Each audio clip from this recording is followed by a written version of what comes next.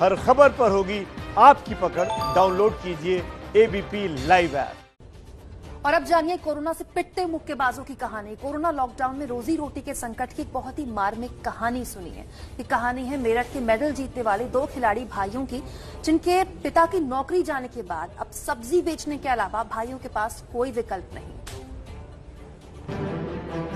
दोनों हाथों में मेडल पकड़े ये है सुनील और नीरज। नेशनल स्तर के खिलाड़ी हैं। अपने हाथों में मेडल और ट्रॉफियों पर जमी धूल साफ कर रहे सुनील बॉक्सिंग के खिलाड़ी हैं, जबकि नीरज तीरंदाजी में कई मेडल जीत चुके हैं। लेकिन कोरोना महामारी ने जैसे इनके सपनों और सफलताओं पर ही धूल की परत चढ़ा दी है। कोरोना लॉकडाउन के चलते आज दोनों भाई मेरठ की सड़कों पर अपने पिता के साथ सब्जी बेचने को मजबूर हैं।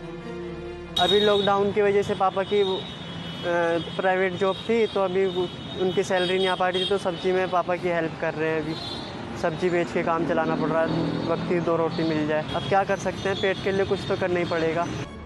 अपने बच्चों के साथ सब्जी बेच रहे अच्छेलाल चौहान मेरठ के कैलाश प्रकाश स्पोर्ट्स स्टेडियम के छात्रावास में रहने वाले बच्चों के लिए खाना बनाते थे। मार्च में कोरोना लॉकडाउन लगने के बाद स्टेडियम खाली करा लिया गया। नतीजा ये कि अच्छेलाल की नौकरी चली गई। अब घर का खर्च चलाने के लिए अच्छेलाल सब्जी बेच रहे हैं और उनके दोनों बेटे इस काम में उनका हाथ बटा रहे हैं। अच्छेलाल भारी मन से बताते हैं कि अब घर में इतने पैसे भी नहीं कि बच्चों को दूध दे सके। बहुत ज़्यादातर परेशानियों से सहने पड़े, यहाँ तक कि इतनी मजबूरी हो गई सर कि बच्चों का जो दूध आता था वो भी मजबूरी में बंद करवाना पड़ा, क्योंकि सब्जी के धंधे में कभी घाटा कभी नाफा कुछ नहीं हो पा रहा सर।